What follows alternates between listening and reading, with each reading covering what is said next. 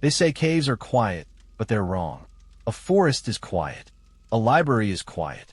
Caves, especially ones like Dead Echo, are a different kind of silence. Not the absence of sound, but a pressure like the earth is holding its breath just long enough for you to realize you don't belong there. That's the first thing I noticed once the last sliver of sunlight from the entrance vanished behind the stone and dirt. The second thing I noticed was my own breathing. It didn't sound like mine anymore. It echoed too long, bounced back at the wrong time, a half second late like someone copying me poorly from just out of sight. I paused 10 steps in. Not out of fear, not yet, just awe. The damp air clung to my skin, and the distant plip of water from some unseen crevice reminded me that time didn't matter down here. The cold had a way of sliding through my jacket and into my bones. This was nothing like the beginner caves I'd mapped in Pennsylvania. Nothing like the tourist-ridden sinkholes with handrails and trail lights. Dead Echo was different. It felt different. Michael Lorne had come here alone, too. That thought had been clinging to the back of my mind since the drive up the narrow mountain road, but now it stepped forward demanding attention. Lorne wasn't just a local legend. He was a national story for a while. Apro knew these mountains like the back of his hand. 10 years ago, he entered Dead Echo with a GoPro and a custom rig and never came out. The recovery team sent in after him had found nothing. No rope, no body, no camera, no gear, just his car, parked outside and gathering pine needles. Most people assumed a collapse buried him. Others said he found a passage too tight to backtrack. A few, the sort of people who post on forums at 3 a.m., claimed the cave took him, like it was a living thing, hungry and patient. I didn't believe in all that. I still don't. But I do believe that some places wear time differently, like old coats. Places where the air has a memory. And this cave, it remembered him. The narrow tunnel I crawled through spat me into a wider chamber. My headlamp painted slick walls in shades of silver and algae green. There were old climbing bolts drilled into the rock. Some rusted so bad they flaked apart when I brushed them. A torn rope dangled like a noose from a protruding ridge. Something or someone had come this way before. The initials ML were scratched low on the wall, barely visible beneath a film of dust and condensation. I almost missed the photograph. It was pinned behind a small stone outcropping, protected from the elements. A Polaroid, stuck with a rusty nail, corners curling inward like petals closing for the night. I held my breath as I pulled it free. It was Michael, his face younger than I remembered from the news. Grinning like this was just another cave. The background was unmistakably this one. Same walls, same lichen growth patterns. But there was something wrong. Scratched into the image itself, possibly with a knife, was a single black X carved across his forehead. The mark was deliberate, fresh. The gouged lines were so clean it looked like someone had done it yesterday. I turned the photo over. Nothing on the back. Just a date in the corner of the image, 10 years ago to the day. The hair on my arms lifted. There was no reason to go deeper. Not a rational one, anyway. But I couldn't leave now. Not with the thought growing inside me that maybe Lorne hadn't gotten lost. Maybe he'd found something worth seeing. Something he wanted to show the next person brave or foolish enough to follow. The passage narrowed again, forcing me to crawl. My knees ground against sharp rock and cold mud. My breathing grew louder, not from panic, but from exertion. Still, it felt wrong in my ears, like someone else was breathing when I wasn't. Like the cave itself exhaled just behind me. An hour passed. Maybe more. Time didn't mean much in the dark. I kept track by battery level, water sips, and a mental clock that had long since begun to slip. That's when I saw it. The light. Faint at first. A subtle red dot blinking through the darkness ahead, like a dying ember. At first, I thought it was some kind of reflection from my headlamp, but as I approached, the source resolved into shape. It sat half buried in a pile of loose rock and dirt, the corner of a mud-streaked casing poking out. I pulled it free, brushing away the filth. A camcorder. Old model, scratched and dented but intact. The kind you'd expect someone like Lorne to carry. The lens was cracked. The display was shattered. But that light, that little red light on the front, it blinked. Not dead. Not offline. Still recording. 10 years later. Still recording. I stared at it for a long time, waiting for the blinking to stop, for the batteries to finally die. But they didn't. I turned it over in my hands, half expecting it to be warm, as if it were alive. It wasn't. It was cold. Cold and silent, except for the sound of the internal motor humming. A quiet tick-tick-tick that grew louder the longer I listened. I clipped it to my harness, unsure why I didn't just leave it there. Every nerve told me to turn back. Every instinct told me the story should end here. But when I turned off my headlamp for just a moment, just a second to test the darkness, that red light was the only thing left to see. And far away, deep in the tunnels beyond the range of its glow, I could have sworn I heard a footstep echo. Not mine. He never came out. But maybe he wasn't alone. And maybe I wouldn't be either. The red light blinked steadily, as if waiting for me to decide. I hesitated longer than I should have, crouched in the narrow chamber with only the cold stone and the strange hum of the camcorder for company. My fingers hovered over the power switch. Dust coated the buttons. It had no right to be working. The battery should have corroded years ago. But the light blinked like it had been recording since the day Michael Lorne vanished. I turned it on. The screen flared to life in shades of grainy green and shadowed gray. A night vision mode. The footage was distorted with digital noise, the kind that crawled across the screen like static insects. The first thing I saw was Lorne's face. He was older than in the Polaroid, stubbled and gaunt, eyes sunken from what looked like days without sleep. His voice was quiet, level. He narrated, almost clinically, documenting a fissure he discovered beyond what he called the split throat passage. I had yet to find that. At first, it felt like any standard spelunking vlog. He listed depths, humidity levels, rock types. But there was something wrong in his eyes. Something restless. His gaze never stayed on the lens for long. It darted toward the edge of the frame again and again, as if someone was just out of view. He began talking faster, breaths shorter. A visible sheen of sweat glistened on his brow despite the cold. The camera's audio caught a sound behind him, a scraping. He spun the lens toward it. Nothing, just stone and shadows. But the moment he turned it back on himself, his voice cracked. He started pleading with someone off camera. His words were fragmented, shaky. He told them to stop moving, said they were drawing attention. He begged them to go back to the wall, wherever that was. His eyes, those sunken eyes, were locked on something I couldn't see. His voice fell to a whisper, trembling with exhaustion and terror. He didn't blink, not once. Then, with a look of resolve, he pointed the camera down and pulled up his sleeve. A small pocket knife appeared in his hand. It wasn't hesitation I saw, just a cold, resigned focus. He carved into his forearm. Not words, symbols, spirals and jagged lines, intersecting shapes that looked ancient and wrong, like runes from a language no human had ever spoken aloud. Blood mixed with dirt. He traced the lines again after they were cut, deepening them. The camera shook slightly as he moved it closer to the wall behind him. More symbols, the same ones but older, burned into the stone with something hot. Above them, etched carefully into the wall, were words. It only sees movement. That was when he started crying. Not loud sobs, no teatriques, just tears sliding down his cheeks as he sat silently in the dark, tracing the sigils on his skin over and over.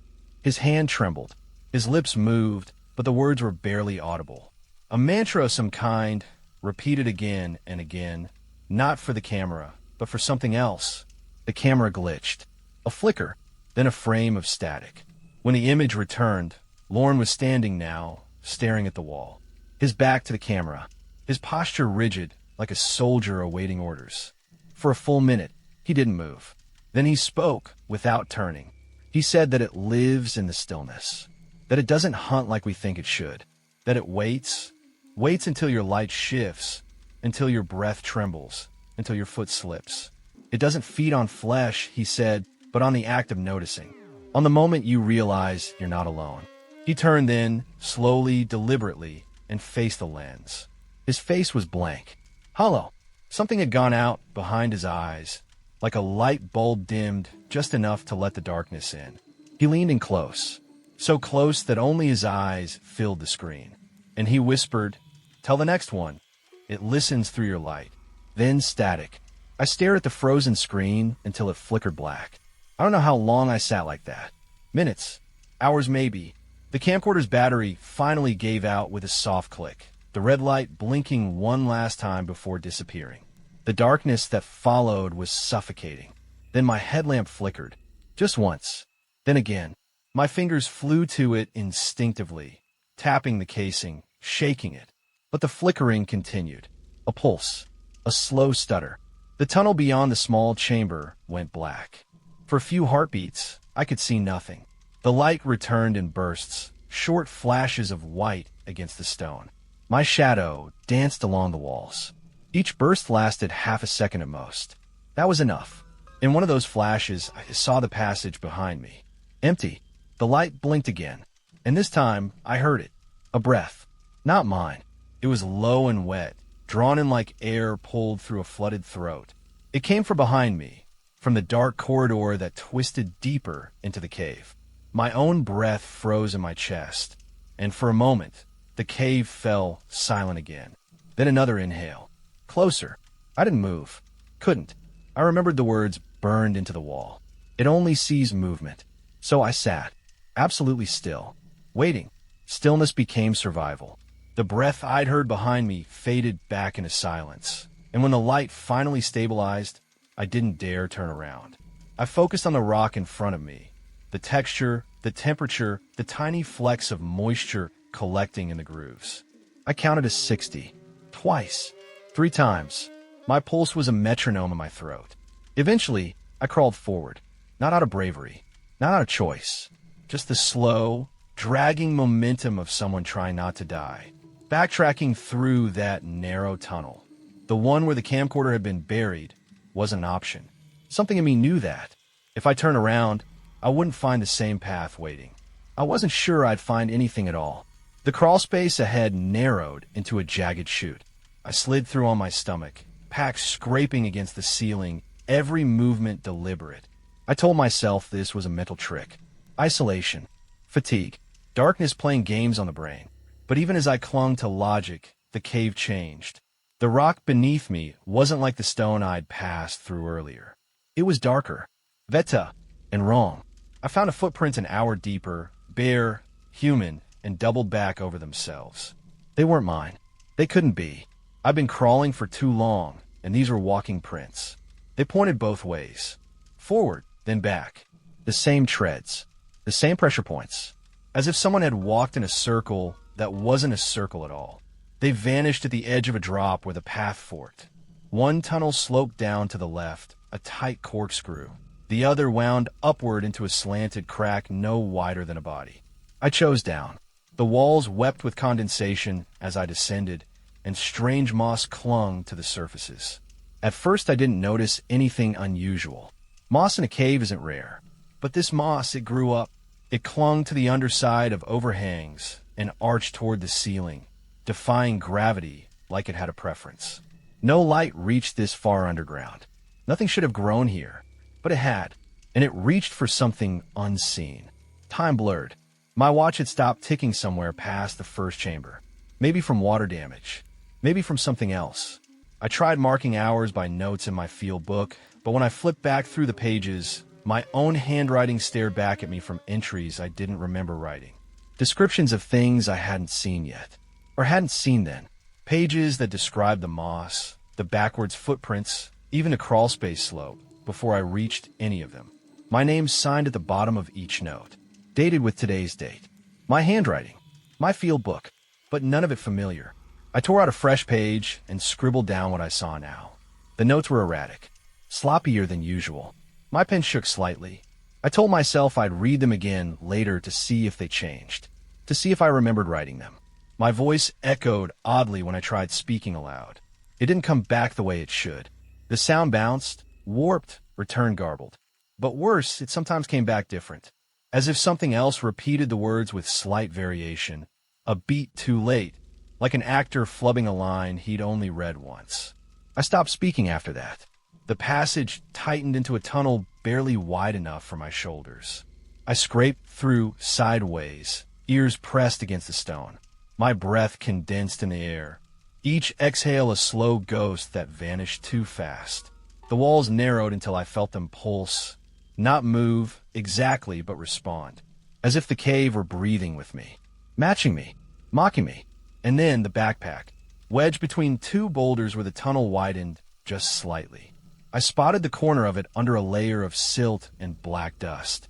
Faded canvas, patched in places. Not mine. I pulled it free. The zipper resisted, corroded with time, but it opened. Inside were a crushed aluminum water bottle, a headlamp with shattered glass, and a leather-bound journal sealed in a plastic bag. I opened the journal with shaking fingers. The first page was blank, but the second one wasn't. Neither was the third. It wasn't just the handwriting that was mine, it was the content. The entries described everything I'd done today. The exact sequence, the descent, the Polaroid, the camcorder, even my thoughts I hadn't said aloud, hadn't written down anywhere else. Thoughts that lived only in my head until I read them here, in ink. Page after page. My words, my observations, my fears. A particular entry chilled me more than the rest. It was written in a shakier version of my script. When you find this, you'll tell yourself it's coincidence. Don't. You'll think you still have time. You don't. Keep your light steady. Don't look into the dark too long. It looks back, and at the bottom of the page, the next chamber isn't a chamber. It's a mouth. I dropped the journal. It slapped the cave floor with a soft, wet sound and settled beside my boot. For a long moment, I didn't move. Something deep in the tunnel ahead exhaled. A long, low sound, like wind but thicker. Almost wet. It didn't stir the air around me. It didn't echo. It simply existed, like the cave had grown bored of pretending. I picked up the journal again. Not because I wanted to, because I needed to see how it ended. The tunnel opened with no warning. One moment I was crawling, spine curled, knees numb against cold stone. The next, the ground slipped away, and I stumbled forward into a chamber so vast my headlamp couldn't reach the edges. The air changed instantly, warmer, thicker, as though the walls held their breath until now. It pressed against my lungs, every inhalation coated with the taste of metal. Iron, old blood. It clung to the back of my throat. The space felt unnatural, not just in size but in shape. The architecture was wrong. Too smooth, too symmetrical for erosion alone. This wasn't carved by water or wind. Something had shaped this hollow deliberately. At the far end of the chamber, my light caught it. A structure, not quite furniture, not quite altar. A throne, carved from the cave itself. Stone molded into a seat that towered above me, like it had risen from the ground under its own intent. Sharp, jagged lines curled around the arms, not decorative but functional like restraints. The surface gleamed in spots where oily residue coated the stone, congealing in dark patches. Surrounding it were sculptures, dozens of them, maybe more, tiny, primitive constructs assembled from splintered bone and hair. Some resembled animals, misshapen rodents with eyeless sockets and too many legs. Others were vaguely human, bent backward or arched as if frozen mid-scream. They were shrines, or warnings. I moved slowly, boots cracking over fragments that sounded too brittle to be stone. A few of the bones bore grooves, cut marks. Not from teeth, from tools. Some were far too large for any creature I'd expect to find in these depths. A femur split clean down the center. A jawbone with molars still rooted. Human. The throne loomed above them all, silent and watchful. On its base, scratched deep into the stone, were names. Some faded, others etched more recently. Dozens, maybe hundreds, each roughly carved as though by shaking hands. Some I could barely read, lost to erosion. Others were clearer. Michael Lorne was near the bottom. Beneath his, a final name. Mine, not just a name like mine. Not a coincidence. My full name, spelled exactly, etched cleanly into the rock. As if it had always been there. As if it had waited. I staggered back. My field book dropped from my vest, pages fanning out across the stone. The journal from the backpack followed. The name stared back, unmoved. I scanned the rest of the throne. No date, no context, just the certainty that someone, or something, had expected me. I backed away slowly, steps uneven on the uneven floor. My headlamp dimmed for a breath, then flared again. Weak battery. I hoped it was that. Then I heard it. Not footsteps. Not breathing. My voice. It echoed from the tunnel I had just emerged from. But wrong, warped. As if someone had copied my words, but hadn't quite remembered how they sounded. The cadence was off. The inflection, too mechanical. It strung fragments together like puzzle pieces from different boxes. Phrases I had whispered to myself earlier in the crawl space. Questions. Thoughts. The cave had kept them. Now it gave them back. A few seconds passed. Then the voice called again. Closer. More insistent. Less human. The headlamp flickered. I froze, hand instinctively slapping the casing. The light sputtered once, twice. Then died. Total blackness. No glimmer of reflection. Non bien glow. The dark was thick here, not just an absence, but a presence, like ink, like oil, like sleep without dreaming. I fumbled for my phone, fingers slipping with sweat. The screen lit up for a heartbeat before I turned it off again. Too bright. Too obvious. Instead, I opened a voice recorder and hit record. The red circle blinked softly in my hand, the only reminder I still existed in something tangible. I sat down against the far wall, the stone behind me cool and slightly wet. My breathing echoed softly in the dark. I tried to keep it steady, slow. Then I heard the second breathing. It matched mine. Perfectly. Inhale. Exhale. One beat behind. My rhythm mimicked like a shadow, dragging its feet. It wasn't coming from in front of me, or beside me. It was coming from inside the chamber. Not a reflection. Not an echo. It was too soft. Too present. I held my breath, and it kept going, drawing air when I didn't, whispering breath across stone as if lungs I couldn't see inhaled beside me. My hands trembled. The phone slipped slightly in my grip. The recorder blinked red, still listening. Maybe it would catch something I couldn't understand yet. Maybe someone would find it. Maybe not. My voice spoke again from the darkness. This time just one phrase, repeated in a hush. Wrong. Too soft. Too slow. But still me. I closed my eyes as if that would change anything. The chamber around me didn't stir, but I felt it watching. The recorder had been running for hours. Somewhere deep in the guts of the cave, I had stopped checking the time. It didn't matter anymore. I marked nothing. My notes were gone. My field book lost somewhere between the throne and the tunnel that swallowed me. I tried to go back. I really had. But the way I came wasn't. The passage behind the throne had closed in on itself, like a clenched jaw. Where I had once crawled, now stood a narrow vent I couldn't fit through, sealed with pulsing stone slick with black moisture. The walls sweated something dark, an oil that smelled like burned leaves and something older.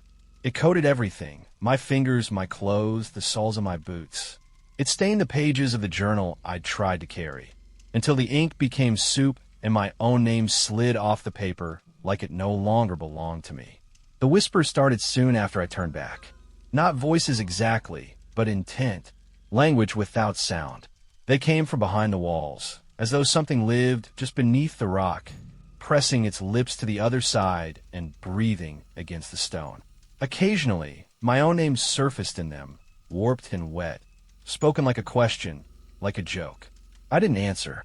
There was no food left. The last protein bar I'd rationed had dissolved in its wrapper, melted by the cave's sweat.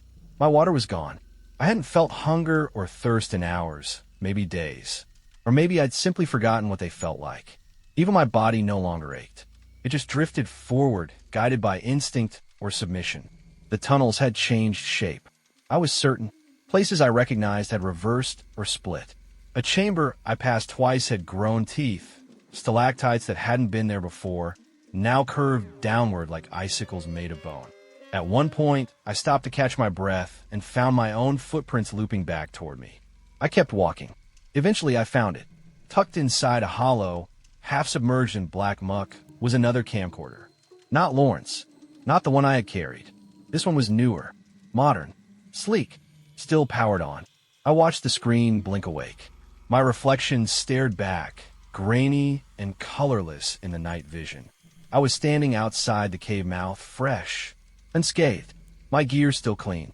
The footage showed me tying my boots, checking my pack, then stepping inside. I fast-forwarded. The footage tracked me deeper.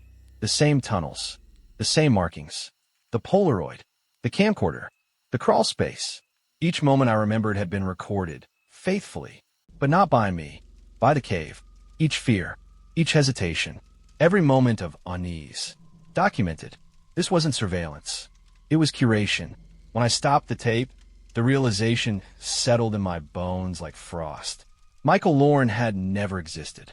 There was no news story, no obituary, no missing persons report.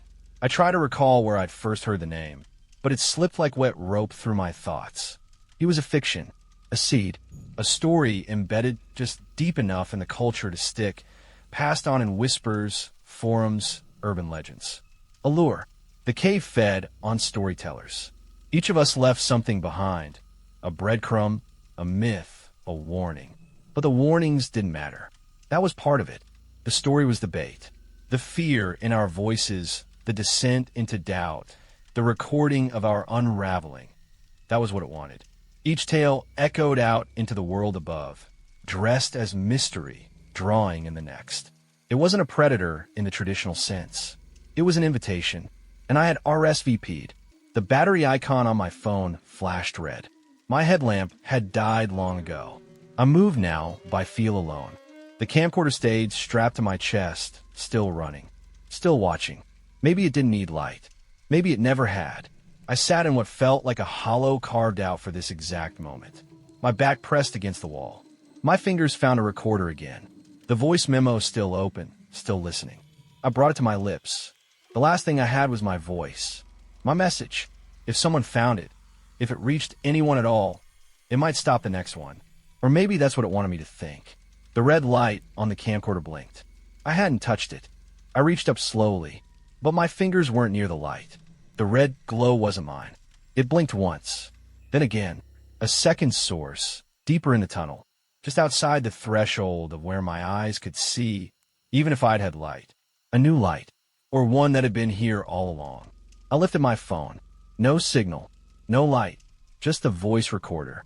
I whispered the only thing that felt real. If you find this, don't follow the light. The phone died mid-sentence. The screen winked out. Darkness swallowed me whole. Then, in the silence that followed, a breath. Not mine. It matched my rhythm perfectly.